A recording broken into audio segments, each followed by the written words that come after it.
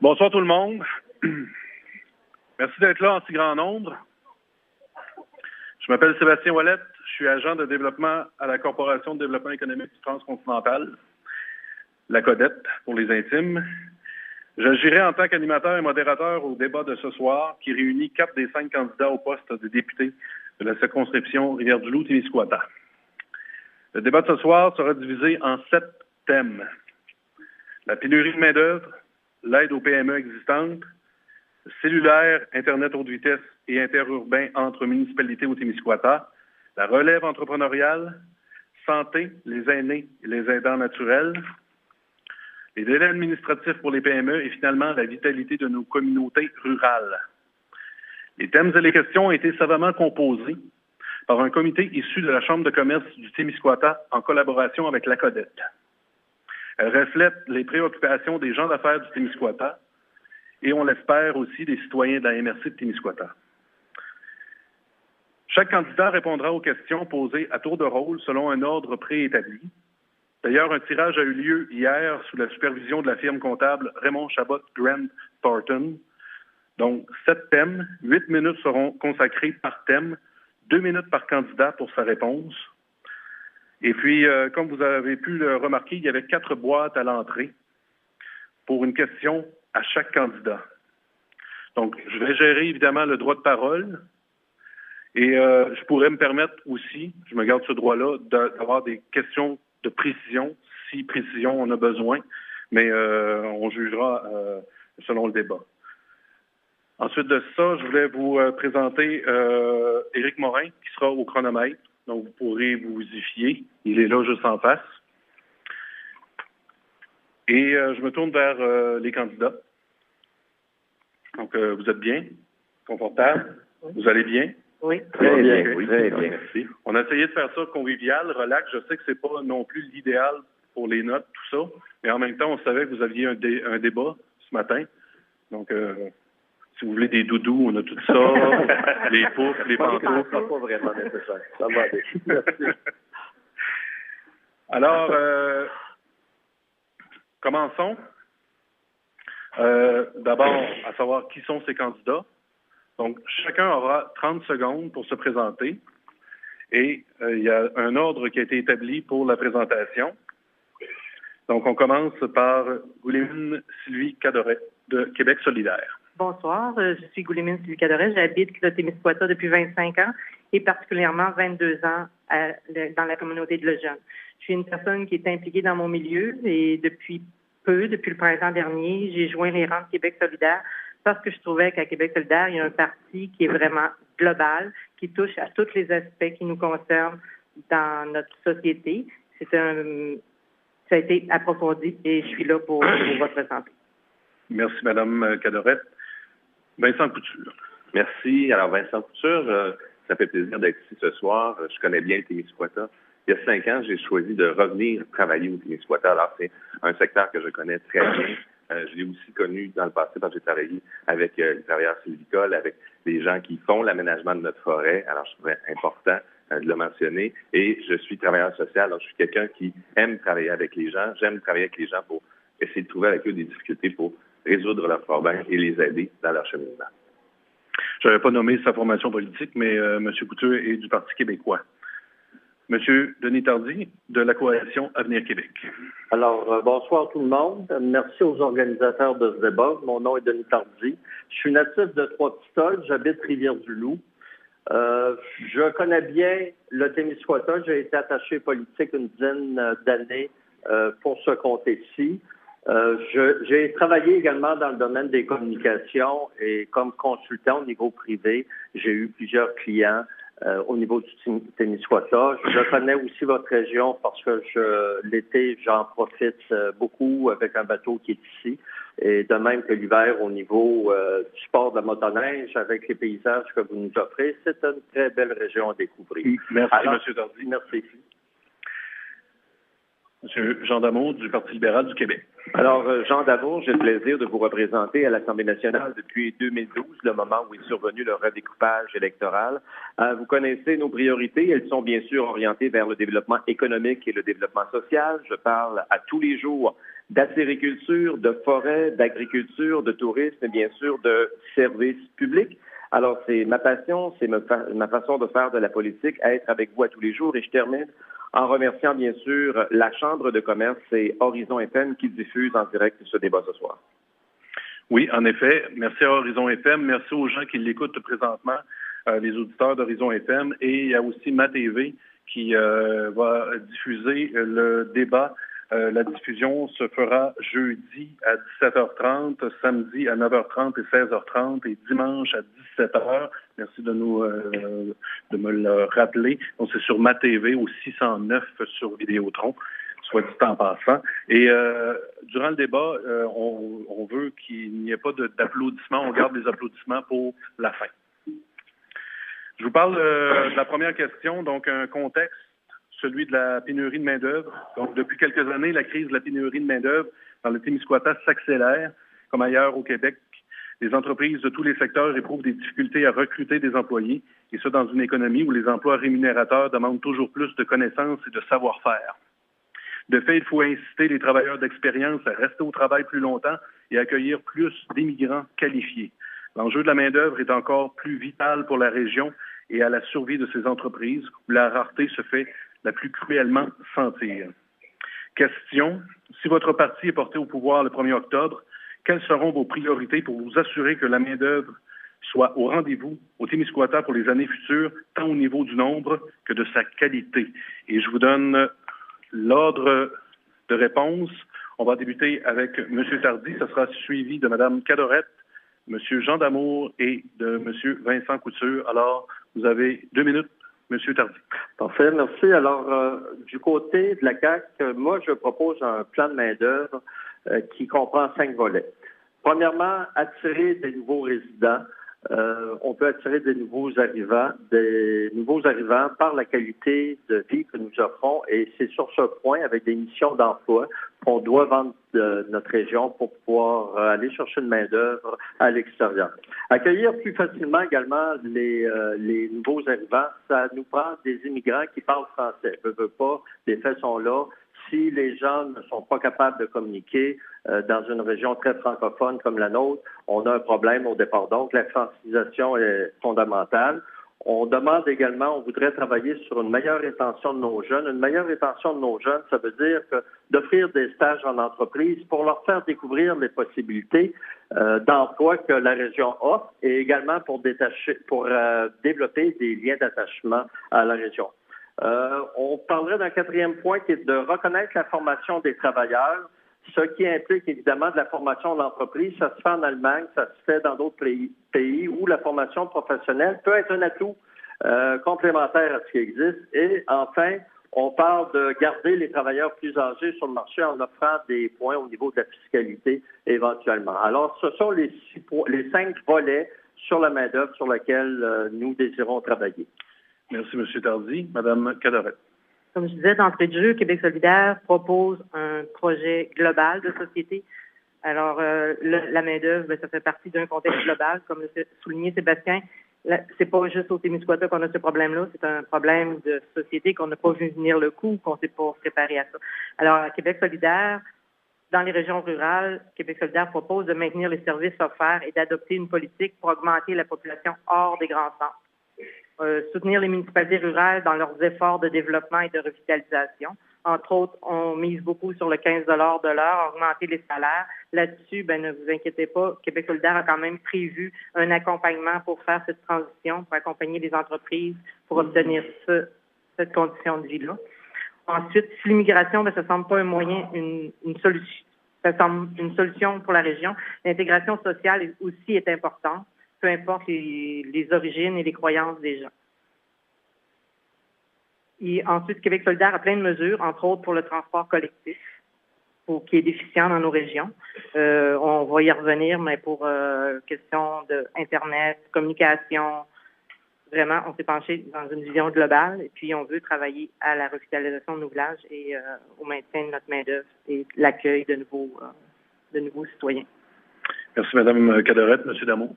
En fait, dans les visites que j'ai eu l'occasion de réaliser au cours des derniers mois, des dernières années, en fait, depuis 2012, sur le territoire, on a besoin de travailleurs dans nos forêts, dans nos usines forestières, chez nos agriculteurs, bien sûr, chez nos acériculteurs.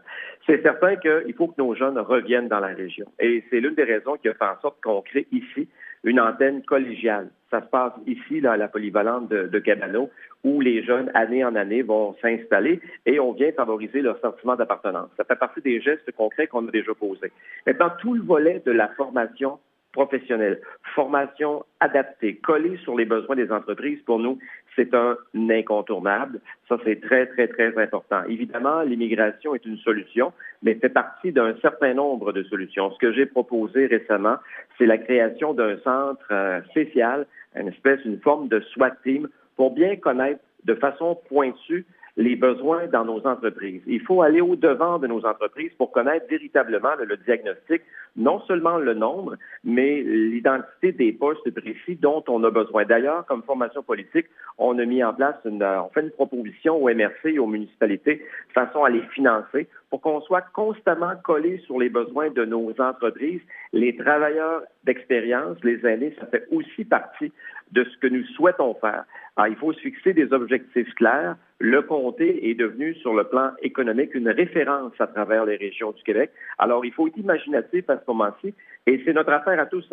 Il faut impliquer l'ensemble des intervenants. On a des organismes de développement ici qui font un travail extraordinaire. On pense à la Chambre de commerce, le service d'accompagnement de la MRC, la SADC. Alors, si on joint tous nos forces ensemble, c'est l'affaire de tout le monde. Bien sûr, le gouvernement va aider. Moi, je vais le faire comme député, comme je le fais déjà. J'ai parlé de l'antenne collégiale tout à l'heure. Il y a d'autres éléments qu'on peut aborder. Alors, collectivement, on a une situation. Et la bonne nouvelle, c'est qu'on a des solutions tangibles maintenant à mettre en place et à développer. Merci, M. Damour. M. Couture. Merci. Alors, vous savez, la problématique de la pénurie de main-d'œuvre, c'est pas quelque chose qui date d'hier. Oui, ça nous éclate un peu au visage aujourd'hui et c'est fort malheureux parce qu'on s'en est pas occupé avant. Nous, on pense effectivement que l'immigration est une bonne solution, mais pas à n'importe quel prix. Ce qu'on souhaite, c'est faire du recrutement d'immigrants qui parlent déjà français comme langue première ou comme langue seconde. Et on pense que ça peut être fort intéressant d'évaluer leur curriculum, leur formation, leur connaissances et de s'assurer que c'est bien appareillé avec les besoins des entrepreneurs ici. On souhaite aussi s'assurer qu'on accélère la reconnaissance de leurs acquis, de leurs diplômes, de leurs compétences. Et ça, on veut travailler avec les différents ordres professionnels concernés. On souhaite aussi, comme je souhaite vous parler des gens âgés qui veulent continuer à faire leur part et continuer à contribuer à notre société. On veut faciliter leur maintien ou en tout cas qu'ils puissent continuer de contribuer en travaillant, en facilitant. C'est-à-dire que la mesure qu'on propose, c'est qu'ils ne paient plus de Régie des rentes du Québec, ce qui permettrait de hausser leur revenu de 5 %. Je pense que ces gens-là ont contribué, ils peuvent continuer à le faire. Finalement, je trouverais important de mentionner, il n'y a personne d'autre qui l'a fait avant, la contribution essentielle des organismes communautaires qui sont eux aussi en problème de pénurie de main-d'œuvre. Ce qu'on souhaite, c'est bonifier les salaires de ces gens-là. En fait, on souhaite bonifier les subventions pour qu'ils puissent se voir bonifier leurs salaires, les employés, et s'assurer qu'on puisse leur mettre sur pied un projet de régime de retraite et d'assurance collective. Finalement, ce qu'on veut aussi pour les organismes communautaires, les organismes d'économie sociale qui donnent des services à notre monde, c'est s'assurer qu'ils ont un budget pluriannuel et qu'ils sachent d'avance combien ils vont être capables de donner en service et combien, finalement, ils vont être en mesure d'arriver avec les subventions. Merci, M. Couture. On passe maintenant à la question, en fait, le thème numéro 2, qui est l'aide aux petites et moyennes entreprises existantes. Donc, dans les dernières années, plusieurs critères de programmes d'aide aux entreprises ont été resserrés. Plusieurs aides ont été diminuées ou ont été carrément abolies. On constate aussi une diminution des services bancaires et de l'accès à du financement institutionnel. Plusieurs secteurs d'activité sont carrément délaissés et ne faisant pas partie des secteurs couverts par l'aide gouvernementale, exemple le commerce, les services, la restauration, l'alimentation. La question, comment pourrions-nous soutenir de façon plus adéquate les projets de ce type d'entreprise ici en région, au Témiscouata? Et l'ordre est M. Couture pour commencer, ça sera suivi de M. Tardy, Mme Cadorette et M. Damour. Alors, M. Couture. Bon, d'abord, on propose plusieurs mesures. Vous savez, on a fait une tournée PME au Parti québécois. On a rencontré pendant plus d'1 an des gens et on a identifié divers problèmes et notamment un qui revient toujours, c'est la paperasse, la lourdeur de la paperasse. C'est lourd de faire affaire avec l'État québécois. Moi, je trouve ça triste parce que souvent, ce qu'on entend, c'est pas mal plus facile de faire affaire avec le fédéral que de faire affaire avec le gouvernement du Québec. Moi, je pense que ça n'a pas de sens. Et nous, on s'engage à diminuer cette paperasse-là. On veut aussi mettre fin à la culture du racket chez Revenu Québec. La plupart des PME, elles sont talonnées par Revenu Québec comme si elles n'étaient pas de bons citoyens corporatifs. Et ça n'a pas de bon sens. On veut simplement mettre fin à cette culture-là.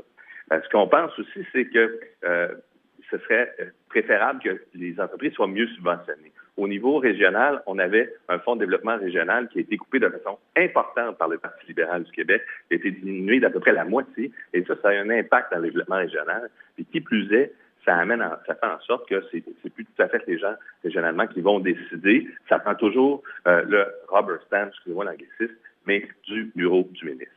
On trouve que c'est quelque chose qui n'est pas acceptable.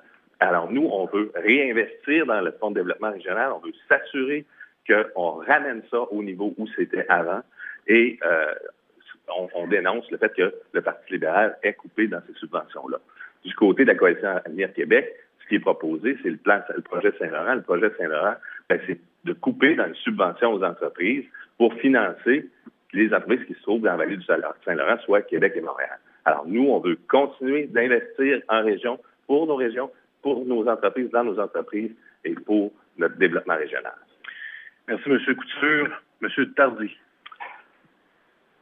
Alors, de l'aide aux PME existantes, premièrement, ce qu'on dit le plus souvent et ce que les gens voient comme exploitation, c'est tout l'aspect du tourisme, qui est certainement la piste la plus intéressante pour réactiver ou pour réamener de nouvelles richesses au Témiscouata.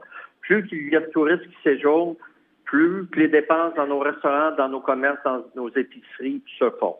On peut prendre en exemple juste le parc national avec l'effervescence qu'on connaît depuis quelques années. C'est un plus pour notre région et nous devrions y rajouter différentes boucles également pour avoir une rétention touristique. Le Témiscouata a tout ce qu'il faut pour développer son industrie en circuit. Donc, des investissements sont nécessaires dans des projets complémentaires. Et je pense, entre autres, au projet qu'on connaît pour Pointe-Négamouk, où on parle de 155 sites au niveau du camping.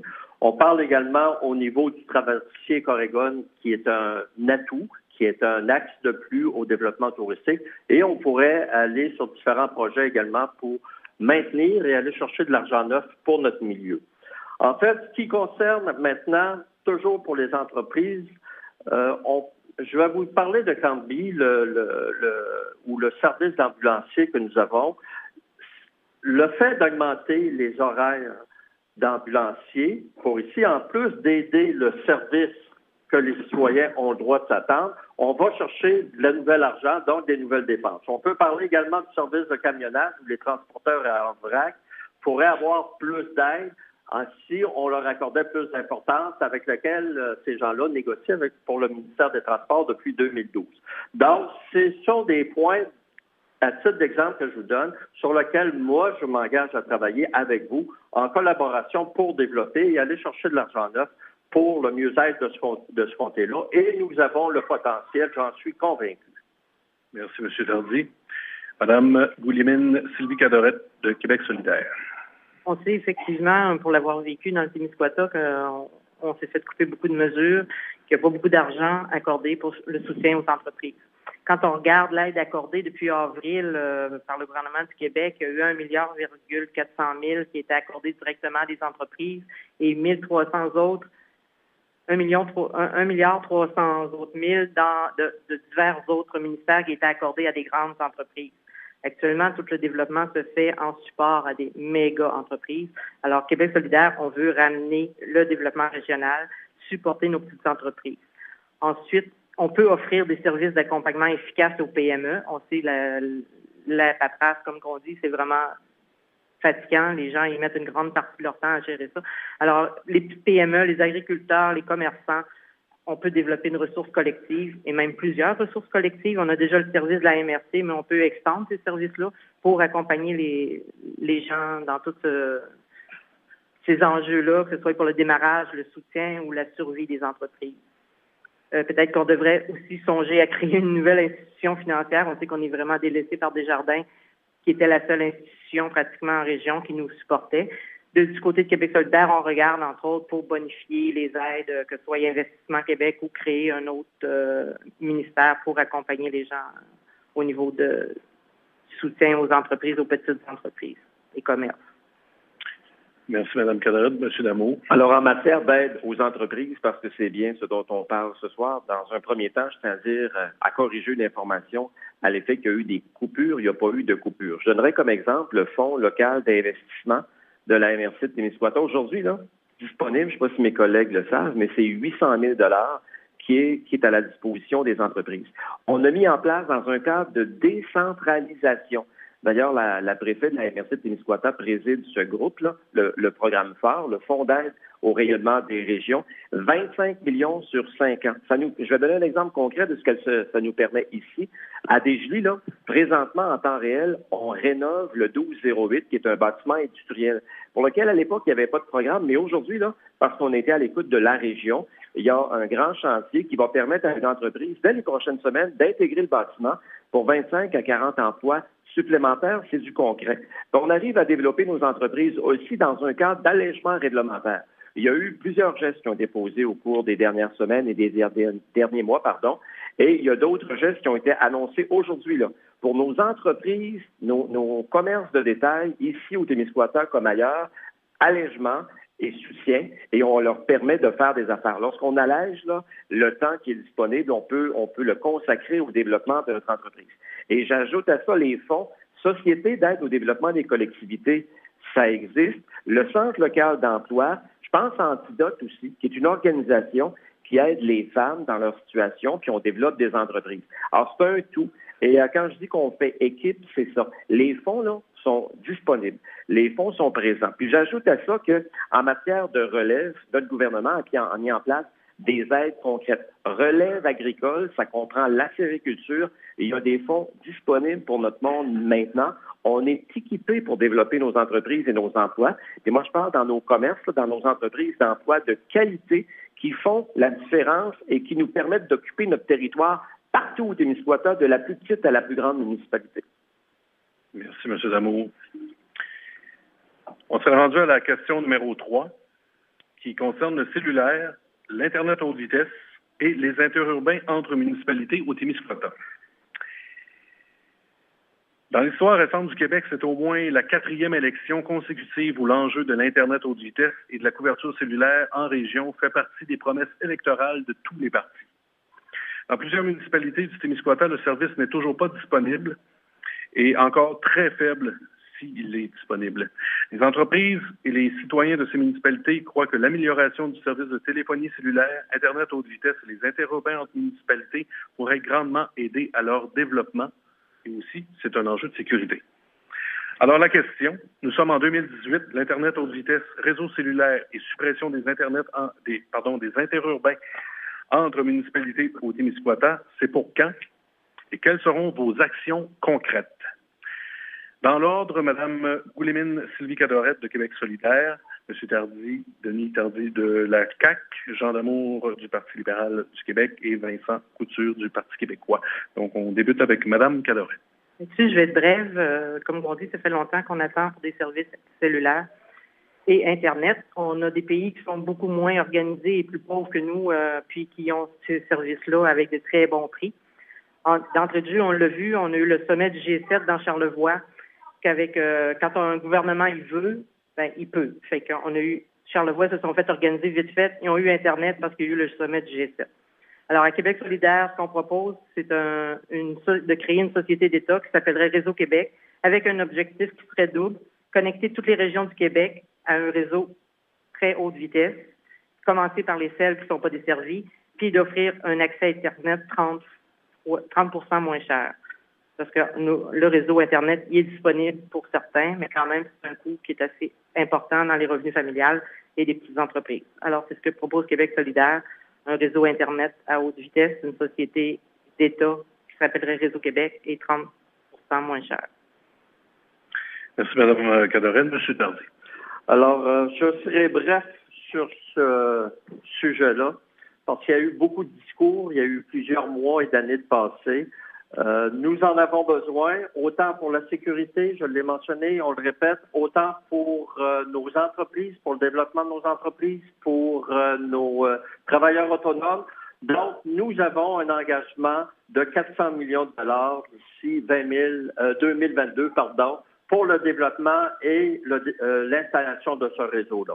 Les 4 parties sont tous d'accord sur ce point. Donc, on ne vous promettra pas quel était. Ce que moi, je m'engage avec la CAQ, c'est de passer à l'action puis de concrétiser ce que nous avons besoin, puis ce que nous attendons depuis si longtemps. Merci. Merci, M. Tardy. M. Damour. Alors, très concrètement, il y a un projet qui a été porté à mon attention hier. Pour la première fois, la première véritable fois, on en parle effectivement depuis longtemps, on m'a remis hier par la MRC, un projet concret qui touche l'ensemble des citoyens, l'ensemble des maisons, des entreprises du Témiscouata. Même la maison la plus éloignée dans le rang Beau Séjour à Saint-Louis-du-Havre pourra être desservie par la fibre optique. Alors, c'est un projet important. C'est un projet de 30 millions de dollars qui a été préparé par M. Murray, Mme Caron, la préfète. C'est un projet concret, chiffré maintenant, qui nous permet enfin d'aller de l'avant parce que j'ai vraiment hâte qu'on réussisse à le faire. Il y a eu différentes formes qui ont été évaluées et aujourd'hui, là, on a un projet concret qui nous permet d'aller de l'avant pour qui?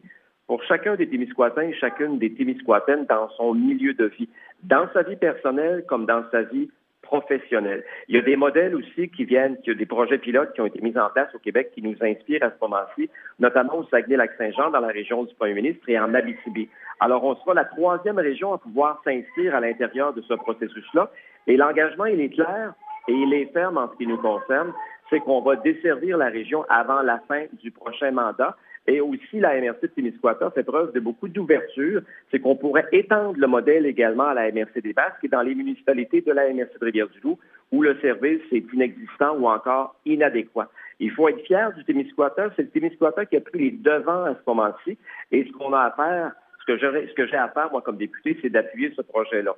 On a déjà annoncé des sommes d'argent de façon substantielle de manière à supporter correctement la région. Alors, dès le lendemain de l'élection, enfin, parce qu'on a un projet maintenant entre les mains, on est en mesure de travailler ensemble là-dedans. Puis encore une fois, je parle de l'ensemble des organismes de développement parce que c'est pas un député seul. Puis à ce chapitre, l'industrie, l'énergie éolienne en termes de revenus va nous aider à payer ce projet-là qui est porteur pour l'ensemble du territoire témiscouata. Merci, M. Damour. Vos réponses ont touché un des spectateurs. J'ai une question en complément. J'ai pas entendu quand. Comment vous l'avez dit? Vous, oui. Oui, OK. D'ici la fin du prochain mandat, oui. C'est ça? 2022, je l'ai mentionné. 2022. Je ne suis pas encore... C'est à la parole. C'est à vous. Commencez par quand? Commencer par quand? Ben, le plus rapidement possible, idéalement, en 2022. Écoutez, Internet, haute vitesse, la téléphonie cellulaire, c'est fort important. C'est une façon de communiquer, de garder contact puis d'apprendre. C'est quelque chose qui est fort important aujourd'hui. On parle, puis on n'a pas encore parlé aujourd'hui, malheureusement, nos 18-35, c'est une clientèle importante. C'est des gens qui, souvent, vont aller étudier à l'extérieur et ne pas revenir. Un coup qu'ils sont installés en ville, ils ne reviennent pas. Plusieurs, j'en ai entendu parler, je parlais avec M. Claude Brault, l'ancien maire de Lac-des-Aigles, il me disait c'est difficile de faire revenir les jeunes chez nous. Ils veulent même plus de téléphone à la maison, puis le téléphone cellulaire, il ne rentre pas ici. Je l'ai constaté moi-même, j'ai été un peu mal pris. Alors, ça, je pense que c'est fort important. Nous, ce qu'on souhaite au Parti québécois, c'est vraiment de passer au numérique au complet. Fini la paperasse, je vous en parlais tantôt, et ça, on veut le faire sérieusement. On veut compléter le branchement du Québec à la fibre optique, puis ces réseaux-là, ce qu'on veut, c'est que les revenus qui vont générer puissent être administrés par les instances locales. On est les seuls à proposer ça. On veut créer le Conseil national du numérique qui va appuyer les élus puis les ministères dans le développement efficace du numérique au Québec, qui va profiter aux citoyennes puis aux citoyens et aux entreprises de chez nous. Merci, monsieur. Merci. On avait dépassé le temps? Oui? Non? J'ai pas vu le... Je peux-tu conclure? Il y a comme... une communication. OK. Je regardais et je n'ai pas vu le papier. Oui, non, moi non plus. Il y avait comme une coupure. Tu me faisais signe de couper. OK. On va. Désolé, donc, monsieur. Pour poursuivre, ce qu'on veut, c'est, sous la direction d'un ministre qui serait responsable du numérique, on veut créer une filiale d'Investissement Québec, Numérique Québec, qui aura le mandat de créer un consortium d'investisseurs pour compléter le branchement. Et ça comprendrait Hydro-Québec, la Caisse de déplacement, les compagnies de télécommunications. Tout le monde va être invité à s'y joindre, y compris les MRC, les municipalités. Et on souhaite, bien entendu, aussi utiliser les infrastructures déjà existantes pour s'assurer d'une couverture cellulaire partout. Merci. Prochain, vous aviez une question en cours de route, M. Damour? Non, ça va. OK, parfait.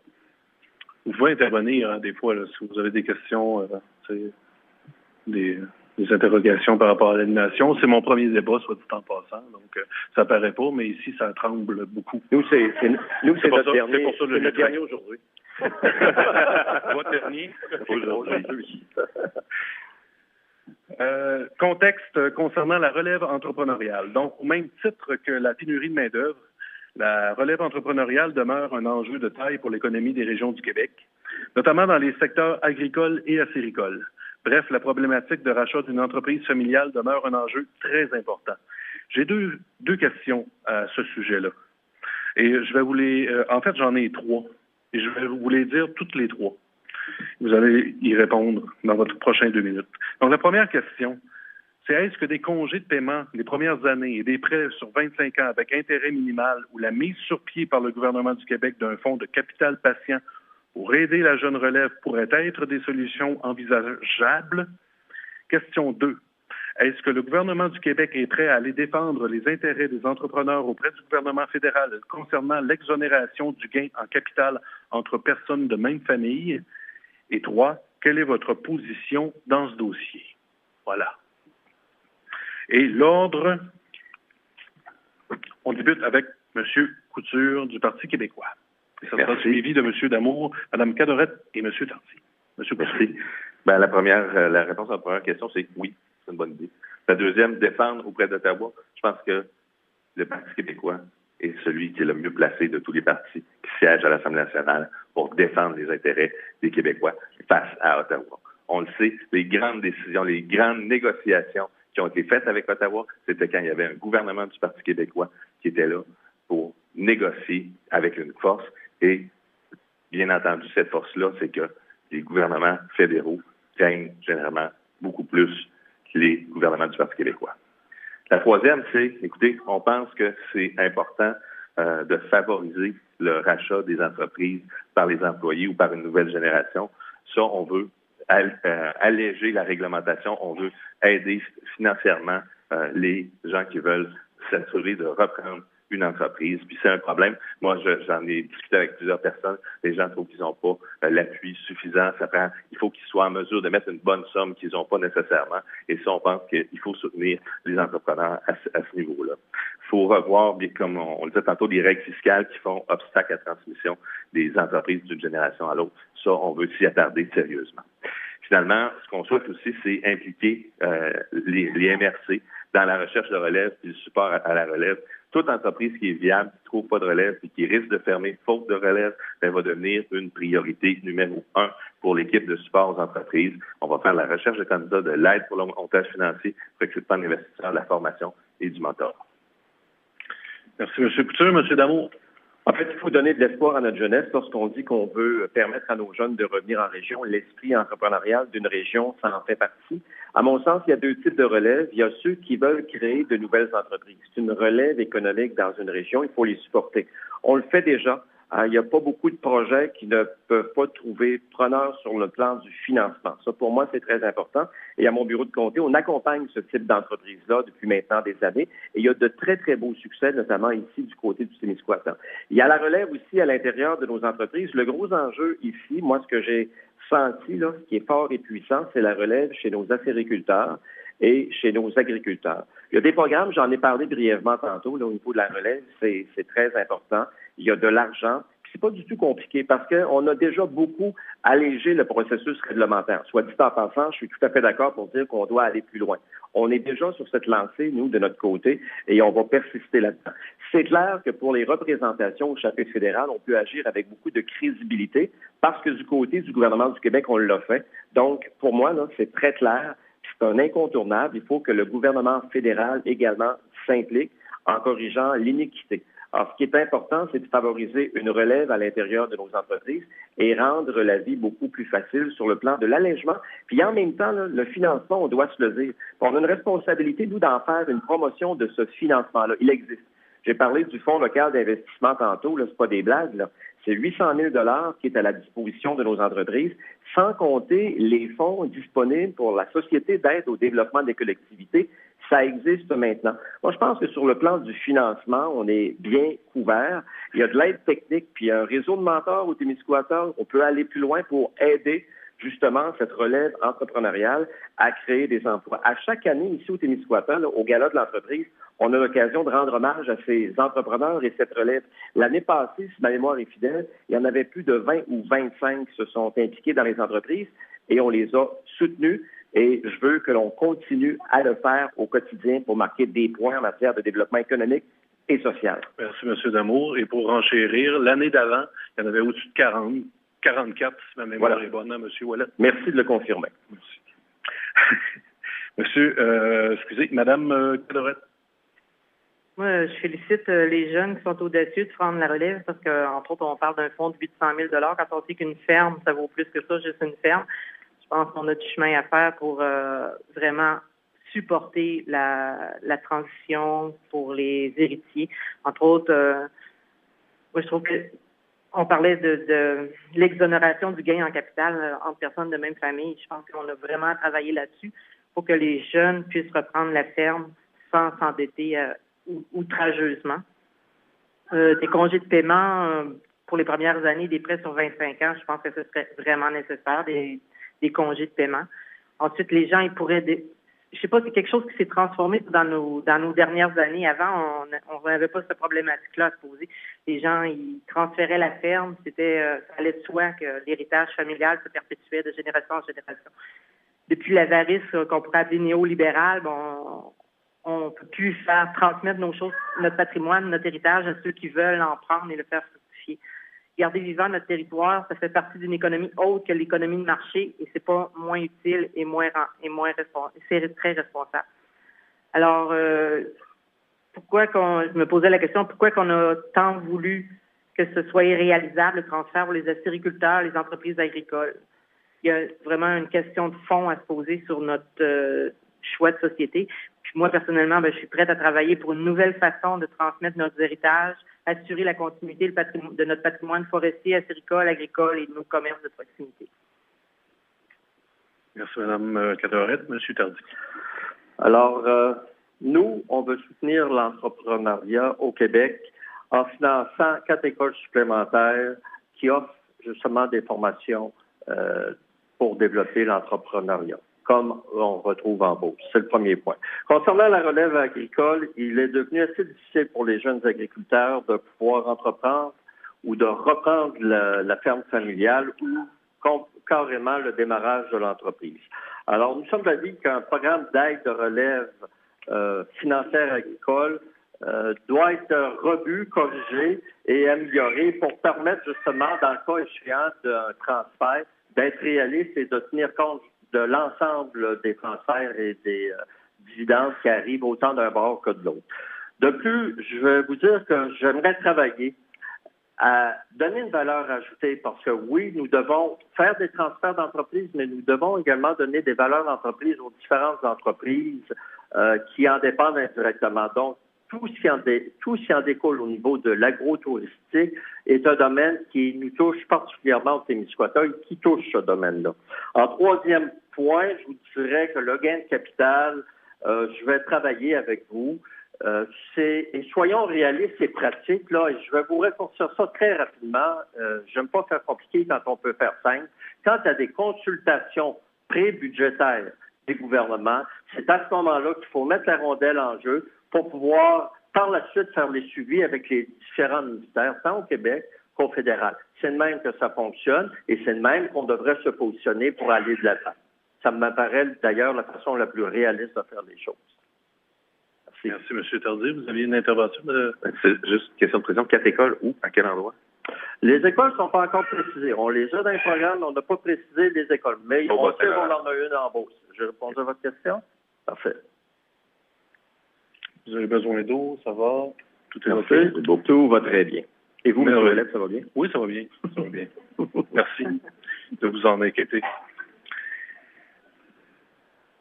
Maintenant, on passe à le sujet qui concerne la santé, les aînés et les aidants naturels.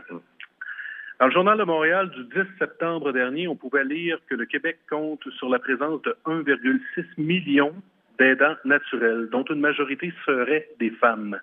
Et dans un contexte de vieillissement de la population, l'accessibilité aux soins de santé et leur proximité devient un enjeu de taille. 2 questions. La première, comment assurer l'accessibilité et la proximité aux soins de santé dans la région, compte tenu que la prise de décision a été décentralisée à l'extérieur du Témiscouata dans les dernières années? Question 2. Qui et comment votre parti pourra-t-il aider les proches aidants à ne pas tomber au combat physiquement, émotivement et financièrement?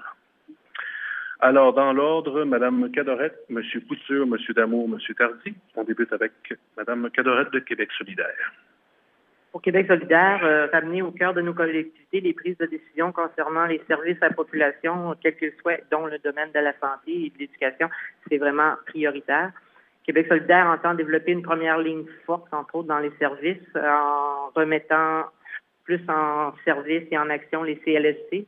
On propose peut-être même, si c'est proposé à grandeur du Québec, à voir dans une région comme la nôtre si ça va être utile, mais je penserais que oui, un service 24 heures sur 24 et 7 jours semaine au niveau des CLSC avec toute une panoplie de soins et redonner un peu plus de pouvoir à tous les intervenants au niveau de la santé et des services sociaux qui se rattachent à un CLSC. Ensuite, Québec solidaire entend instaurer une assurance dentaire publique et universelle aussi. C'est quelque chose qui nous touche tous d'avoir des soins de santé dentaire. Au niveau de la question 2, entre autres, Québec solidaire a proposé un revenu minimum garanti et d'augmenter les fonds d'aide sociale, entre autres, pour supporter les gens dans le besoin. On sait que les ressources appropriées pour Québec solidaire s'engage à mettre des ressources appropriées pour accompagner les proches aidants. Depuis longtemps, on sait que c'est les femmes qui jouent ce rôle-là. Puis Québec solidaire, c'est un parti féministe, entre autres, tient beaucoup à toutes les conditions de vie des femmes, quelles que soient. Fait que c'est vraiment quelque chose qui les touche à mettre du soutien pour les proches aidants. C'est sûr que comme si on mettrait le revenu minimum garanti, ça supporterait entre autres les gens qui peuvent se reculer pour prendre soin de des gens dans la famille qui ont besoin. C'est quelque chose qui est vraiment sur la table, qui réglerait toute une bonne partie de nos problèmes de soutien financier pour accompagner les prochains ans. Merci, Mme Cadorette. M. Couture. Merci. Alors, effectivement, je pense, tout à l'heure, vous avez nommé d'entrée de jeu la centralisation des décisions. Ça a des impacts clairs. C'est la réforme Barrette, c'est la réforme libérale, et ça a des impacts majeurs. Parlez à une infirmière, un travailleuse sociale, un psychologue, un médecin, ils vont vous dire à quel point on a augmenté la bureaucratie, à quel point on a augmenté la paperasse, à quel point c'est plus difficile de donner les bons soins par la bonne personne au bon moment. Au Parti québécois, ce qu'on veut, c'est s'assurer que les décisions soient prises le plus possible des soins. On veut qu'il y ait des comités aviseurs ou des cadres qui soient décisionnels près des lieux où se donnent les soins, comme par exemple ici, il y a des couvertures régulièrement. S'il y avait quelqu'un qui est en mesure de sonner de tirer la sonnette d'alarme et de s'assurer de dire il y a une découverture qui s'en vient dans 5 ou 6 semaines, ce serait plus efficace que de l'avoir quand on a les collé dessus. Ça, c'est une chose. Ce qu'on souhaite aussi, et je pense que c'est plus réaliste comme solution, on veut ouvrir tous les CLSC de la région jusqu'à 21h, tous les soirs, 7 jours sur 7, avec une infirmière, idéalement une infirmière praticienne, qui sera en mesure de donner les soins de base, de s'assurer qu'on ne va pas virer à l'urgence quand on a une otite ou une infection urinaire. Il y a des infirmières praticiennes spécialisées, les super infirmières, qui sont en mesure de diagnostiquer, de prescrire, et il faut miser sur elle. Il faut donner d'ailleurs plus de place aux professionnels dans le réseau de la santé et des services sociaux, parce qu'ils peuvent poser des actes professionnels. Il n'y a pas uniquement les médecins qui sont en mesure de le faire. Ça, c'est important. Puis moi, je ne veux pas passer sous silence non plus les horaires de faction. Au Témiscouata, on a des ambulanciers qui n'ont pas d'horaire à l'heure encore. Et ça, c'est pas réglé en 2018.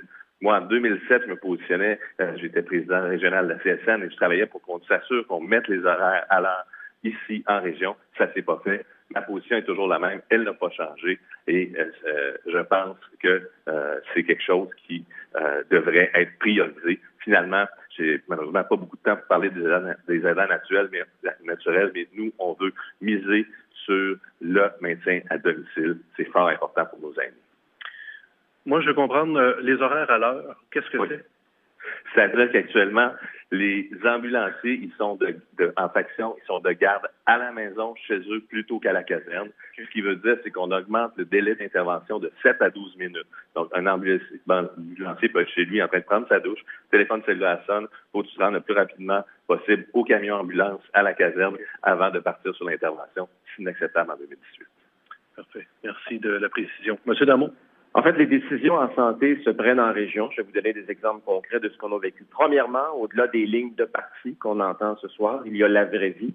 Et dans la vraie vie, au Parlement, lorsqu'il a été question des découvertures dans nos hôpitaux, que ce soit Témiscouata-sur-le-Lac ou dans le comté voisin à la Pocatière, nous, on a proposé un projet de loi qui a été voté. C'est devenu la loi 130, contre laquelle tous les autres partis représentés ici ce soir ont voté contre. Ça, c'est important de le souligner. La loi élimine maintenant les découvertures à l'intérieur des hôpitaux. Maintenant, en matière de santé, pour moi, les priorités, avant de parler de la question des aidants naturels, tout le volet de l'urgence à Pointe-Égamouk. Tant que je serai député, on ne touchera pas à l'urgence de Pointe-Égamouk, sauf pour la rénover comme c'est le cas actuellement.